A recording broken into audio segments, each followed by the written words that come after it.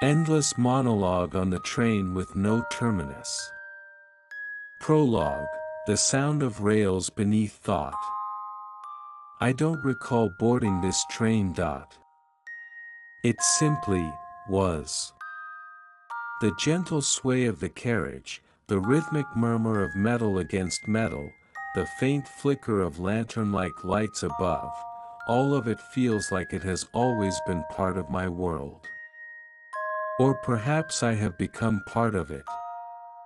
There are no stops, no announcements, no companions in the seat beside me. Just an infinite stretch of tracks unfurling ahead, carrying me through landscapes that shift like dreams, never hurried, never still. The window next to me doesn't show what I would call a world. Not quite Earth. Not quite sky. Just, somewhere in between. A procession of drifting islands, upside-down cities, and rivers made of glass passes silently by. There's no need to get off. No need to ask where this is going. The journey, it seems, is not about arrival. It's about the space it carves in my thoughts, soft and unresisting. A place where even memories slow down, and words stretch like fog before dissolving. And so I speak, not to anyone in particular, just to the rhythm of the ride. To the silence that listens. Let me tell you what I see. Let me tell you what I feel. Let me tell you everything I've never said aloud. This train has no end. So my words can take their time. Chapter 1, The Corridor of Lanterns. The first thing I truly noticed was the light. It came not from bulbs or sun, but from countless small lanterns lining the corridor ahead of me, gently swinging, casting oval halos along the walls like glowing petals caught in slow motion. I rose from my seat, my limbs weightless, as though the gravity of ordinary life had been left behind at a forgotten station. There was no one else in sight. Not a conductor, not a single passenger. Only the humming track below, and the occasional creak of the wood-paneled walls adjusting their breath. I began to walk. The corridor went on longer than the train should allow. I passed compartments that didn't seem to belong, one filled with paper birds that flapped gently as I passed, another with mirrors reflecting things that weren't behind me. Each door I passed seemed like a memory, shaped not in thought, but in feeling. I didn't dare open them, not because I feared what lay inside, but because it felt unnecessary. Their purpose was to be passed, not entered. Then came the lounge car. Or perhaps it was something like it. A velvet couch sat beneath a stained glass dome that filtered starlight into honey gold beams. The walls whispered in a tongue I didn't know but somehow understood. They said, "You are here because you are not anywhere else." I sat again, not because I was tired, but because sitting felt like the next natural shape to take. The couch was neither cold nor warm. It was exactly the temperature of contentment. Outside the window, I saw floating carousels turning in midair, with no riders, no music. Just a graceful spin beneath constellations I did not recognize. I spoke to them, not aloud, but inwardly. "Where are we going?" They spun, slowly. As if in reply, "Forward." But what is forward in a train with no end? Perhaps it is not about reaching dot. Perhaps it is about softening. And I did dot. My thoughts became cotton dot. My breath, the whisper between rail ties. Time moved differently here. Or maybe not at all dot. The sky darkened into lilac, then indigo.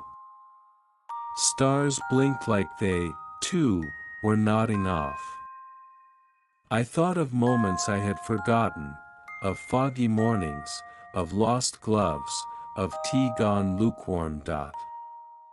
Not with longing, not with regret. Just, with a hush of recognition. That's when I noticed the music dot. A faint, melodic hum from the walls dot. It didn't play a melody I knew. It didn't seem to loop. It just, was dot. Like memory's lullaby, played for no audience but the passing night. So I remained dot. Not because I had to dot. But because this was a place where silence meant something. And somewhere deep inside, I realized I wasn't alone dot. Even if I was the only one here. The train carried me on, soft as breath, through a world built not of destinations, but of pauses. Chapter 2, The Carriage of Clocks. The next carriage was unlike anything I had seen dot. It wasn't the light that caught me, it was the ticking. Thousands of clocks, in all shapes and sizes, lined the walls dot. Some tall and regal, like sentinels, others tiny, barely larger than buttons dot. They ticked not in unison, but in a kind of slow, deliberate dissonance dot. Not a chaos of time, but a careful scattering of it, like footsteps in deep snow. As I stepped inside, I felt my own heartbeat trying to match the rhythm of a grandfather clock by the door dot. It swung its pendulum gently, like a nod from an old friend. I sat on a bench carved with moons and hourglasses, worn smooth by time dot. There were no windows here, only reflections, glass and brass, gleaming and hazy, bending light like memory. Each clock seemed to carry its own moment dot. Not a specific minute or second. But a feeling dot. There was a small golden watch that felt like childhood dot. A wall-mounted one with a wooden bird reminded me of waiting for someone who never came. But they didn't sadden me dot. They didn't speak of loss, only of presence dot. Moments that were lived, softly, then placed here like offerings. I stood and walked slowly through the aisle, letting my fingers graze the brass edges. I thought of how often we measure our lives in deadlines and beginnings, forgetting the spaces in between dot. But here, there were no calendars. No dates dot. Just time, being. At the center of the carriage stood a strange device, an hourglass without sand dot. Instead, light moved within it, drifting upward, as if time here flowed not forward, but inward. And then I heard something dot. A voice, not spoken aloud, but rising within me like mist dot. It said, "What if time is not the measure of motion, but of meaning?" I stayed there for a while, allowing the clocks to tick through me dot. Each one a breath. A step. A sigh. Eventually, I left, not because I had finished something, but because the silence of the next carriage was gently calling. I turned back once, and the clocks had still dot. Or perhaps they had simply grown quieter, knowing I had listened long enough. The train pressed on dot. And so did I. Chapter 3, Windows That Breathe. I stepped into the next carriage, and the air changed. It was thinner, lighter, like the way air feels before a snowfall dot. There was no furniture here. Only rows of wide windows, stretching from floor to ceiling, wrapping around the entire cabin. No walls, just framed openings into something that felt more alive than viewable. The windows, they breathed dot. Not literally, not with lungs or sound, but with movement, like the slow inhale and exhale of a being at rest dot. The scenes beyond them pulsed, not flickering like a screen, but flowing, as if the world outside was made of thought rather than matter. I walked to one of them, drawn by a current of quiet curiosity. Through the glass, I saw a forest, not of trees, but of luminous threads hanging from the sky, each swaying gently, connecting the clouds to invisible roots below. Tiny glows danced along them like fireflies following a trail only they could see.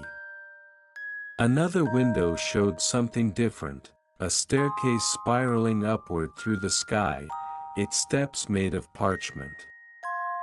As I watched, a gust of invisible wind lifted a few pages, scattering them upward, as if someone had just finished reading and let the story go. Yet another revealed a shore, not of water, but of reflections. A beach made of mirrored sand, where ripples formed with every blink of mine.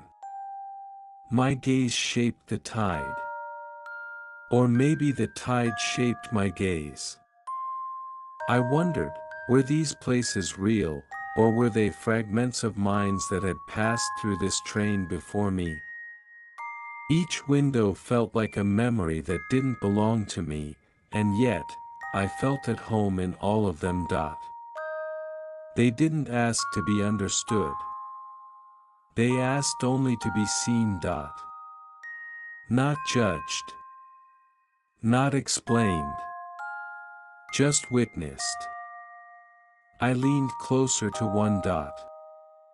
And as I did, the glass seemed to shift, very gently, just enough to match the rhythm of my breath. That's when I noticed, it was not the windows that breathed. It was me dot. And the train mirrored it dot. Or perhaps we had become the same thing for a while.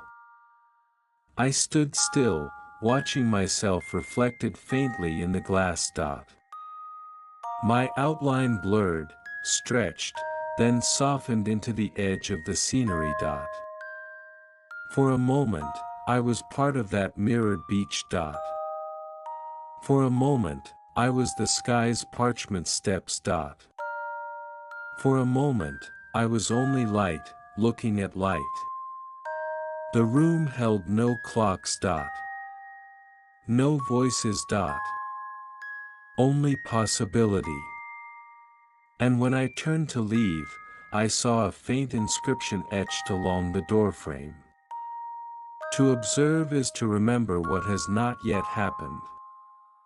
I didn't pretend to understand it dot. Understanding wasn't needed here dot. Only stillness. The door to the next carriage was already slightly open dot. And the train, as always, continued forward, not toward a destination, but into deeper quiet. Chapter 4, A Table Set for No One. The door eased open, and I entered a space drenched in warmth. This carriage felt different, heavier with comfort, like walking into a room that's been waiting for you, even if no one ever said so. The floor was soft, almost carpeted with moss, though it gave off no dampness. The scent in the air was impossible to name, familiar, like a forgotten kitchen, gentle like bread cooling beside an open window. At the center of the room stood a long table. Set for a dozen guests. But there were no guests. The silverware gleamed without reflection. The plates were mismatched but harmonious. The glasses, filled with a pale amber liquid, shimmered ever so slightly, like dew catching the first light of dawn. A chair pulled itself back, without sound. Not urgently, just invitingly. I sat. Not out of hunger, but from something quieter than that. The desire to belong to a moment. No one served anything. And yet, a plate appeared before me. It was empty, and full at once. Not of food, but of memory. A memory I hadn't touched in years, a room filled with soft laughter, a spoon clinking gently against porcelain, someone reaching for a bowl not to serve themselves but to offer to me. I didn't try to chase it. The memory settled beside me, not needing form. Across the table, another chair shifted slightly, as though someone had sat down. But no one was there. Only the shape of presence, invisible but undeniable. I spoke, without words. The way one does in dreams, where communication has no edge. Are you waiting for someone? No reply came, and none was needed. The amber liquid in my glass seemed to swirl, though I hadn't touched it. Within its movement, scenes shimmered, a field I once ran through, a letter I never sent, a room that smelled of lavender and quiet promises. I took a sip. It tasted like the moment just before you remember something important. Not the thing itself, just the breath before it arrives. The train curved then, gently. The motion caused the table to sigh, not groan, but sigh, as if adjusting to the bend of time itself. Candles flickered though there was no breeze. The shadows they cast were soft and round, pooling on the table like spilled velvet. I reached for the knife beside my plate, and it was warm. Not with heat, but with care. I wondered how long this table had been set. Had others sat here before me? Would others come after? Or was this table mine? Always had been. Always would be. A place not to feed the body, but to remind the spirit of its own flavor. I stayed until the glass was empty. Until the plate was cleared of thought. And when I rose, the chair did not push back. It simply waited to be forgotten again. As I walked toward the next door, I turned once more. The table was still set. Ready, always, for no one in particular. Just for presence. Just for pause. The kind of pause you carry with you, like a softness in your chest, when all the world grows quiet. Chapter 5, The train slows, but never stops. There was no sound as I crossed into the next carriage. Only stillness. Not silence, there is a difference.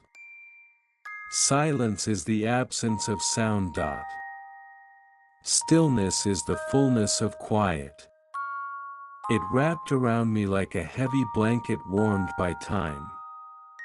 The floor beneath my feet seemed to move slower now.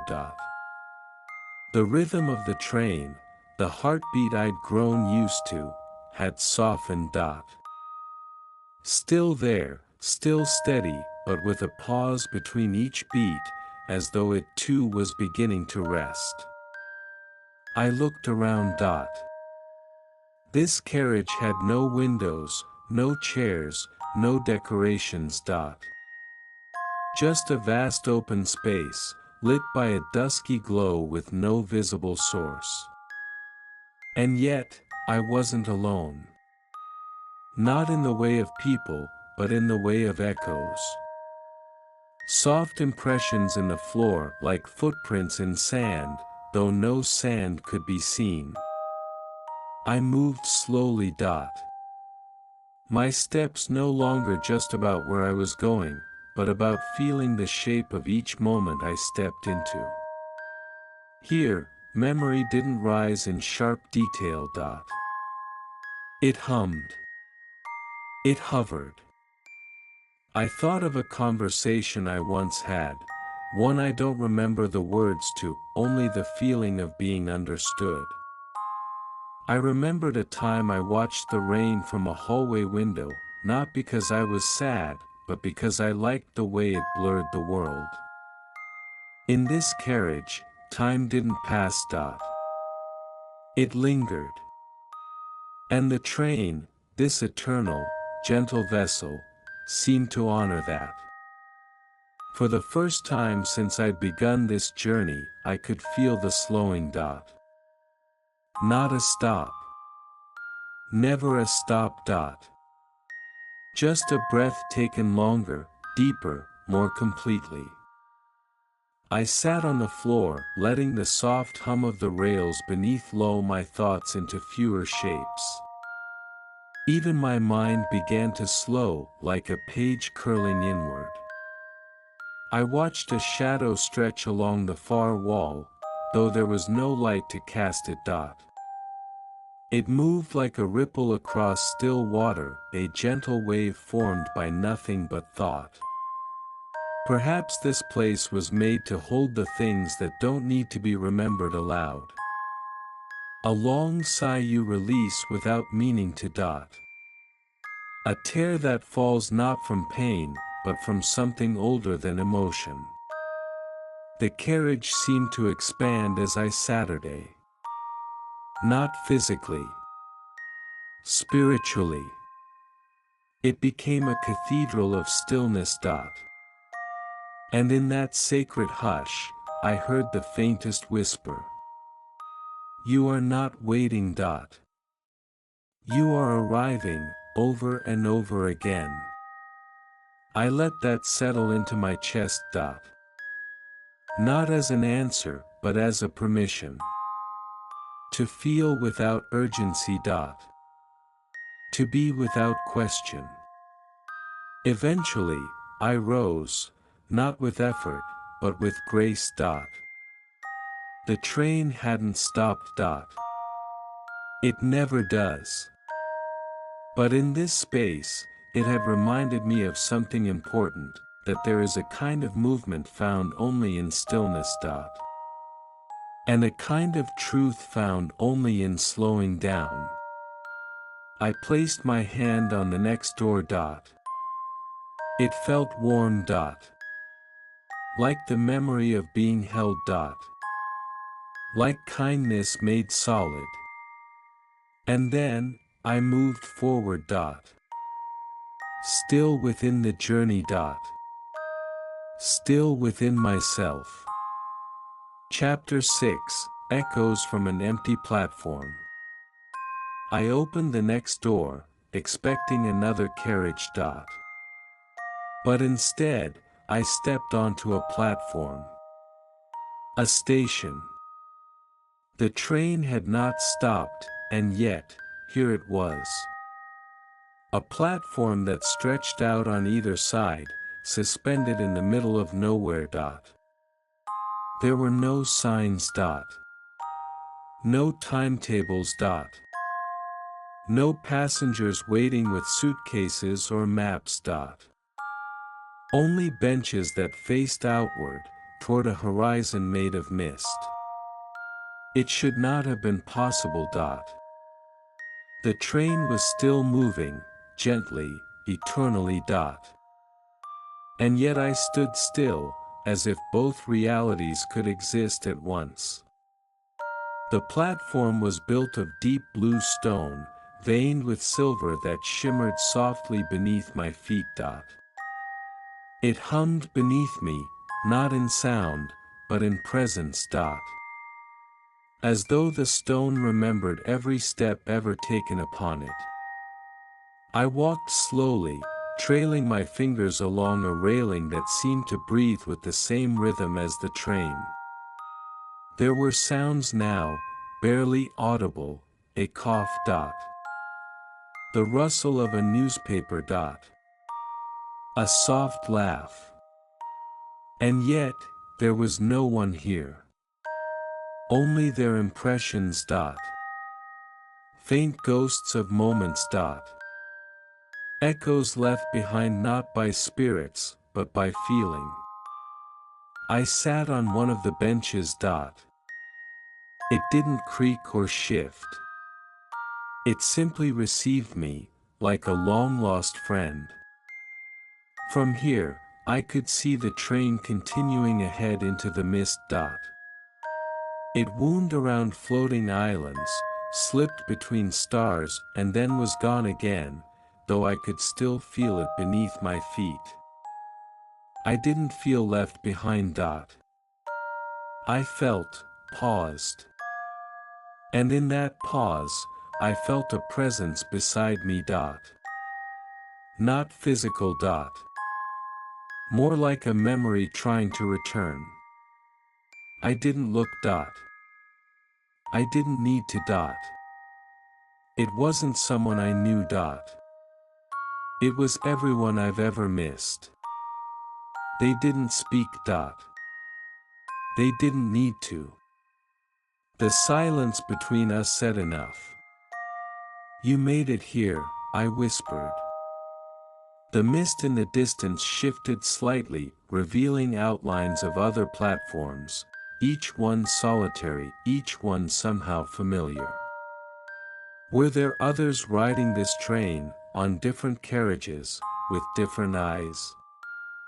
Perhaps this was the one place where the separate became aware of itself.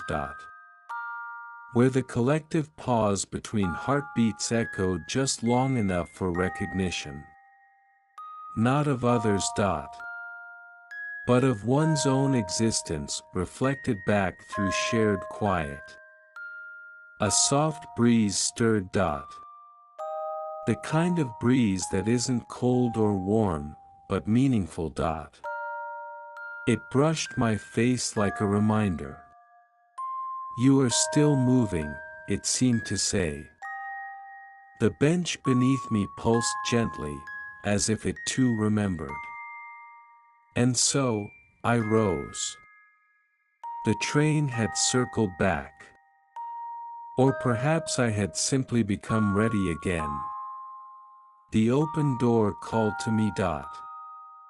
Not loudly. Not urgently. Just honestly. I stepped back aboard, feeling the rhythm return to the soles of my feet. The forward motion resumed, and the platform vanished behind a curtain of soft cloud. But not forgotten. It had said nothing. And in that nothing, I had heard everything I needed. Chapter 7, The Conductor Who Never Speaks. I had wondered, more than once, if there was anyone else on this train. Anyone tending to its motion, guiding its path, watching the tracks unwind. Until now, I had seen no one. But as I stepped into the next carriage, I felt it immediately, the unmistakable weight of another presence. The room was unlike the others. It was sparse. No windows. No clocks. No illusions. Only a long corridor with a single figure standing at the far end. He wore a coat. Dark, simple, unadorned. A cap shaded his eyes, but his posture was not imposing, more patient. The conductor. He did not move when I entered. He did not speak. But somehow, I knew, he had been waiting for me. I approached, one slow step at a time. With every pace, the air thickened, not with tension, but with meaning. Like approaching a memory you've avoided for so long, only to find it no longer frightening. I stopped a few feet from him. He raised his head slightly, but still did not reveal his eyes. Instead, he held out his hand. Not open, not demanding. Just extended, an offering, not a request. In his palm was a ticket. Worn at the edges, etched with silver ink that shimmered faintly. There was no name printed on it. No destination. Only a single line of text, impossibly small. You are always on time. I took it, not with trembling or hesitation, but with the certainty that it had always been mine. The moment my fingers touched the paper, the entire room exhaled. The walls did not move, but something unseen within them sighed, not relief, not sorrow. Recognition. The conductor lowered his hand. And for a moment, I thought he might speak. But he didn't. Instead, he tilted his head slightly, as if to ask, "Do you understand now?" And strangely, I did. Without a single word exchanged, a lifetime of questions answered themselves, not with logic, but with peace. He stepped aside, revealing another door behind him. I hadn't noticed it before. The light around its edges pulsed slowly, as if it were waiting too. I looked back at the conductor. He gave a nod, small, deliberate, final. It was not farewell. It was continuation. I stepped past him. And in that brief passing, I felt a warmth, not from his body, but from something older. The kind of warmth that lingers long after you leave a place you never truly wanted to go. The door opened on its own. And behind me, the conductor returned to stillness. He would wait again, for someone else or perhaps for me. Should I ever forget what I've already come to know? Chapter 8, Compartment of Forgotten Names. The door closed gently behind me, and I stepped into a room unlike any other. It was quiet here, but not empty. The air was filled with presence.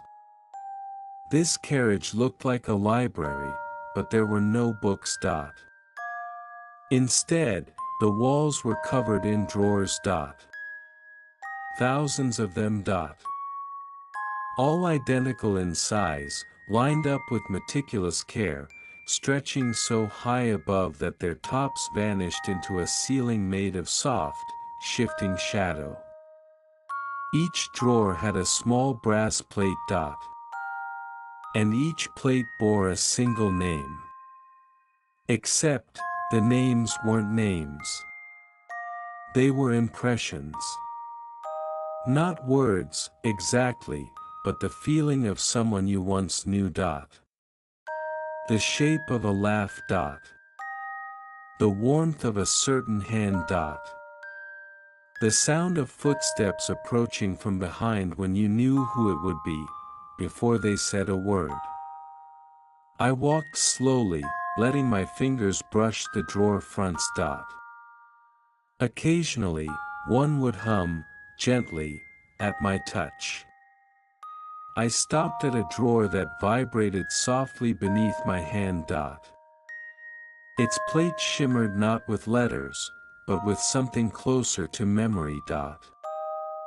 When I opened it, there was no photograph. No artifact. Just a feeling. The sense of walking beside someone under an umbrella. Their arm brushing against mine, saying nothing, needing nothing. Rain falling so quietly it felt like it had been placed there just for us. I closed the drawer with reverence. The memory wasn't mine, not entirely. And yet, it had chosen to be felt again. There were thousands, perhaps millions, more. Memories that had slipped from names. Names that had slipped from speech. But not from meaning. In the center of the room stood a pedestal. Upon it rested a large open book, its pages blank. And yet, when I leaned over it, shapes began to form, not ink, but impressions. The echo of a lullaby hummed by someone I could no longer picture. The taste of a fruit I must have eaten as a child, though I had no name for it. The book was not recording me. It was remembering me. Not the version I carried, but the version others had felt in quiet moments. The laugh I had shared without thinking. The glance I had given that made someone feel seen. Tears didn't come. But stillness did. A deep and total quiet. I stayed for a long while, walking between drawers, opening some, closing others. Never searching. Just allowing. There was no sorrow here. Only the gentle honoring of things that once were and still are, somewhere, in someone. Before I left, I looked back. Not at the drawers, but at the spaces between them. The invisible thread of shared life, stretched across time and memory, holding us all like stars in a slow, soft constellation. And with that thought, I moved on. Not to forget. But to carry forward what had never really left. Chapter 9, Where Tracks Fade into Mist. The next door was unlike the others. It wasn't made of wood, or glass, or brass. It seemed to be woven from mist itself, barely there, barely real. And yet, as I approached, it parted gently, as if recognizing me. What lay beyond was not a carriage. It was the end of the train. Or at least, it should have been. A small platform stretched out ahead, narrowing into nothingness. Beyond it, no tracks could be seen, only a wide expanse of drifting fog, lit softly from beneath by a glow that pulsed like a heartbeat too slow to fear. The rails behind me, once so firm beneath the carriages, now tapered into soft threads of silver, vanishing into the clouds like veins returning to the body. I stood on the edge, and the air around me hushed. The kind of hush that happens just before something sacred. Not loud, not heavy, just full. I took a breath. The mist ahead stirred, not in wind, but in awareness. As if it had noticed me, too. I didn't feel lost. I didn't feel like I had reached the end. I felt suspended between one moment and another. Between memory and imagination. Between everything I've ever been and all that I've never needed to be. Beneath my feet, I could still feel the echo of the train's motion, gentle, persistent, endless. I sat down at the very edge of the platform. There was no barrier. No sign that said, "Do not pass." No indication of where the train would go next, or if it even would. And that was strangely comforting. I watched as small shapes danced in the mist, maybe birds, maybe thoughts. One of them glided near the edge and dissolved softly into nothing. Or maybe it became something else. This place didn't believe in endings. Time thinned here. I could feel it like silk slipping between my fingers, no longer counting, no longer measuring. Only offering. I thought of the first time I noticed the train. How I never remembered boarding it. How it felt less like arrival and more like awakening inside something already in motion. And now, here I was, at the edge of the known, watching tracks dissolve into sky. There was no need to go forward. No need to turn back. This was a place of surrender. Not in defeat. But in understanding. The mist ahead whispered, not in words, but in sensation. What you seek is not beyond. It is within. I closed my eyes. Not to shut the world out, but to let it all in. And in that quiet, I felt everything slow to a hum. Not silence. Not stillness. Just a gentle continuation. There was one more door, I knew. Somewhere behind me, maybe already open. But I did not rush to it. This edge, this dissolving place, it held me, just long enough to remind me. The journey had no terminus. Only thresholds. Chapter 10, The Whisper That Carried Me On. The last door was already ajar. It didn't open with ceremony, nor did it glow. It waited, not out of patience, but out of trust. It knew I would come. I stepped through, and the world changed, or rather, it softened. The carriage was dim and narrow, with walls of pale linen that swayed slightly as though breathing with the rhythm of the rails. The floor was lined with cushions, rugs, and folded blankets in colors that defied naming, shades between memory and sky. I walked slowly, my steps making no sound. There were no windows. No furniture.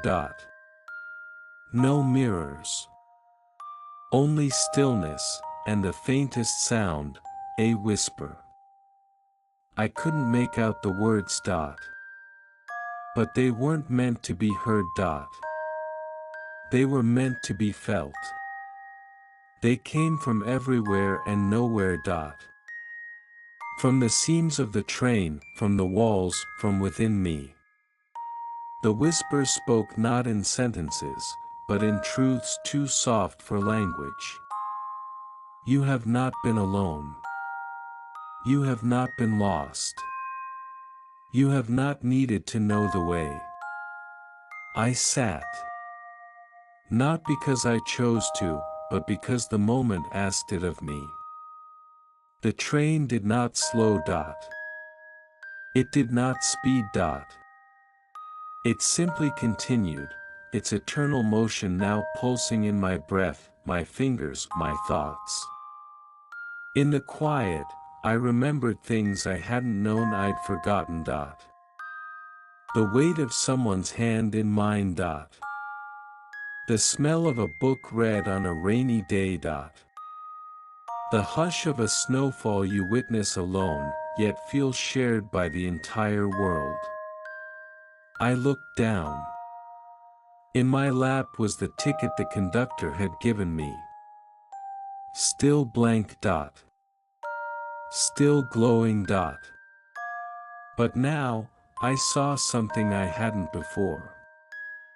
Where once it had read, "You are always on time," there was now an addition, written in the faintest ink. Because time travels with you. I smiled. Softly. Fully. There was no need for destination. No need for ending. This train, this journey, this gentle unfolding of self, it was never about arriving. It was about remembering how to carry quiet. To become the whisper. To be the one who walks the endless corridors with calm, who sees the breathing windows, who sits at empty tables and fills them with feeling, who steps into mist and does not demand clarity. I lay down. Not to rest. But to become part of the motion. And the whisper, that soft, eternal voice, it leaned into me now, not around me, and it said, not with sound, but with presence. You are the journey. You always have been.